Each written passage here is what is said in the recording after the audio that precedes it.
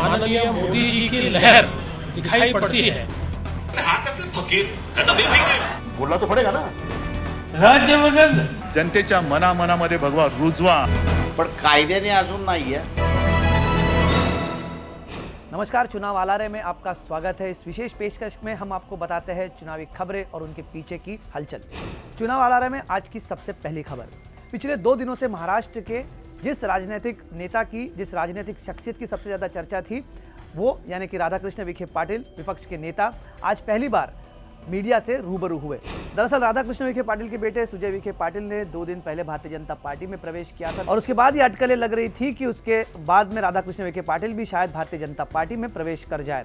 इन सारे मुद्दों का जवाब देने के लिए राधाकृष्ण विखे पाटिल आज मीडिया के सामने आए और उन्होंने इधर एक दूसरा सरप्राइज दिया और उन्होंने सुजय विखे पाटिल के भारतीय जनता पार्टी के प्रवेश के लिए राष्ट्रवादी कांग्रेस के अध्यक्ष, एनसीपी के अध्यक्ष शरद पवार को जिम्मेदार ठहराया। उन्होंने कहा कि जिस तरह से राजनीति चल रही थी, पिछले कुछ दिनों से सीट शेयरिंग के टॉक्स कांग्रेस और एनसीपी में चल रहे थे, सीट एक्सचेंज करने की बात हो रही थी, लेकिन ऐसे इस बीच में शरद पवार ने उनके दिवंगत पिता बाला साहब विखे पाटिल का नाम लिया और उनके बारे में जो भी बयानबाजी की उससे वो काफ़ी आहत है और इसीलिए सुजय विखे पाटिल ने अपने दादाजी के बारे में किए गए बयान से नाराज होकर भारतीय जनता पार्टी में जाने का फैसला लिया, ऐसा स्पष्टीकरण उन्होंने दिया। राधाकृष्ण विखे पाटिल ने इस बात को भी साफ कर दिया कि वो अहमदनगर दक्षिण सीट में अपने बेटे के खिलाफ प्रचार नहीं करेंगे और नगर जिले में भी प्रचार नहीं करेंगे। हाईकमान जो भी जिम्मेदारी उनको देगा उसका वो प्रचार करेंगे और जिस तरह से उनके इस्तीफे की बातें चल रही थी उसको भी उन्होंने साफ तौर पे ठुकरा दिया और कहा कि अगर पार्टी हाईकमान जो भी निर्णय लेगी उस निर्णय का वो स्वागत करेंगे और उसी को फॉलो तक करेंगे। कुछ नेताओं ने भी, बाला साहब थोराट जैसे नेता है पार्टी में उनके विरोधक माने जाते हैं, उन्होंने भी उनके ऊपर सवाल उठाए थे, उसको भी उन्होंने सिरे से खारिज कर दिया और उन्होंने कहा कि बाला साहब थोराट उनके पार्टी के हाईकमान नहीं है और पार्टी के हाईकमान ही उनके बारे में आखिरी निर्णय ले सकते हैं। चुनाव आलारे में आज की दूसरी खबर, एनसीपी ने आज अपने लोकसभा चुनाव के उम्मीदवारों की पहली सूची जारी की। माना जा रहा था कि अजित पवार के बेटे पार्थ पवार का नाम इस पहली लिस्ट में शामिल होगा, लेकिन इस लिस्ट में पार्थ पवार का नाम शामिल नहीं है। जिस तरह से अटकलें लगाई जा रही थी कि पार्थ पवार मावल लोकसभा सीट से चुनाव लड़ेंगे और पवार परिवार की तीसरी पीढ़ी भी इस चुनाव के जरिए राजनीति में आएंगी, तो शायद थोड़ा और इंतजार करना पड़ेगा। जब दूसरी और तीसरी सूची आएंगी शायद उसमें पार्थ पवार का नाम होगा, लेकिन जिस तरह से उम्मीदें थी उसी तरह से लिस्ट में, पहली लिस्ट में नाम देखने को मिल रहे। सुप्रिया सुले पार्टी की उम्मीदवार रहेंगी बारामती से। सुप्रिया सुले इसके पहले 2 बार बारामती से चुनाव लड़ चुकी है। साथ ही साथ उदयन राजे भोसले जो छत्रपति शिवाजी महाराज के वंशज माने जाते हैं, वो भी सातारा से एनसीपी के उम्मीदवार हो गए। साथ ही साथ सुनील तटकरे रायगढ़ से चुनाव लड़ेंगे। कोल्हापुर से धनंजय माडिक एनसीपी के उम्मीदवार रहेंगे। जलगांव से गुलाबराव देवकर पार्टी के वरिष्ठ नेता चुनाव लड़ेंगे। परभनी से राजेश विटेकर को टिकट दिया गया है। मुंबई उत्तर पूर्व से संजय दीना पाटिल एनसीपी के उम्मीदवार होंगे। ठाणे से आनंद परांजपे को टिकट मिला है। कल्याण से बाबाजी पाटिल एनसीपी के उम्मीदवार होंगे।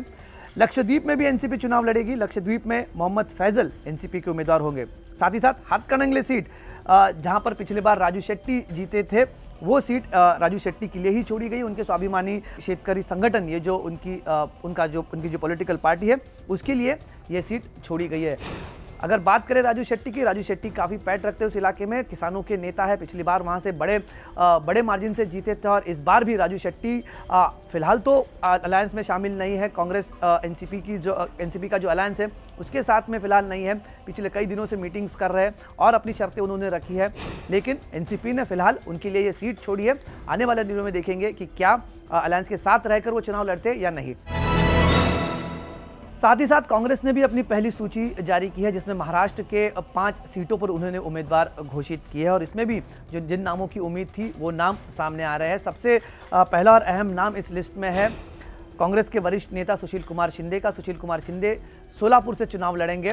पिछले बार भी अटकलें लग रही थी कि शायद सुशील कुमार शिंदे अगली बार चुनाव नहीं लड़ेंगे, लेकिन इस बार फिर से चुनावी अखाड़े में सुशील कुमार शिंदे उतरे, लेकिन उनके लिए ये लड़ाई काफ़ी आसान नहीं होगी क्योंकि प्रकाश अंबेडकर बहुजन वंचित आघाड़ी के नेता, उन्होंने घोषणा कर दी है कि वो सोलापुर से चुनाव लड़ेंगे। तो सीधा सीधा मुकाबला हो सकता है प्रकाश अंबेडकर और सुशील कुमार शिंदे के बीच में। साथ ही साथ मिलिंद देवड़ा को दक्षिण मुंबई से टिकट दिया गया है। कांग्रेस की पहली सूची में मिलिंद देवड़ा का नाम है। मिलिंद देवड़ा भी 2 बार यहाँ से चुनाव जीते हैं, मंत्री रह चुके हैं।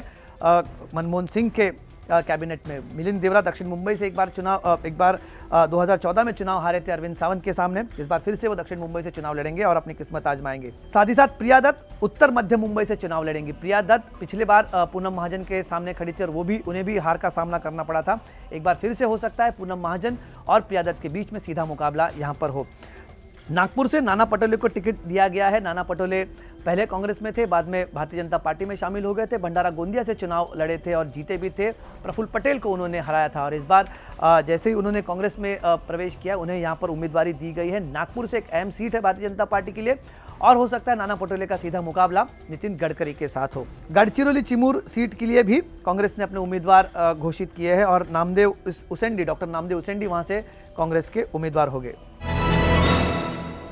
एक तरफ यहां कांग्रेस और एनसीपी के बीच में तू मैं चल रही है, वहां दूसरी तरफ माना जा रहा था कि गठबंधन होने के बाद भारतीय जनता पार्टी और शिवसेना के बीच में सारी चीजें ठीक ठाक चल रही है। लेकिन सामना के संपादकीय में एक बार फिर से भारतीय जनता पार्टी में हाल फिलहाल में शामिल हुए सुजय पाटिल पर निशाना साधा गया और विखे पाटिल परिवार को एक तरह से अवसरवादी बताया गया है। इस संपादकीय में क्या कहा है संपादकीय में? ये कहा गया है कि कांग्रेस और एनसीपी से जो आ रहे नेता वो फायदेमंद आज लग रहे हैं लेकिन भविष्य में ये दिक्कत साबित हो सकते हैं। शिवसेना ने यह कहा है कि शिवसेना को इसका अनुभव है क्योंकि आज लोग आ रहे हैं क्योंकि सत्ता है, पर जब सत्ता नहीं रहेगी तो वो दूसरी जगह रिश्ता जोड़ लेंगे। राधाकृष्ण विखे पाटिल एक जमाने में शिवसैनिक थे। शिवसेना ने उन्हें राज्य में और उनके पिता को केंद्र में मंत्री पद भी दिया, पर जब सरकार नहीं रही तो वो हमारे खिलाफ हो गए। ये ऐसे घराने हैं जिनकी न कोई विचारधारा है, हवा का रुख जिस तरफ होता है वे उस तरफ चल देते हैं।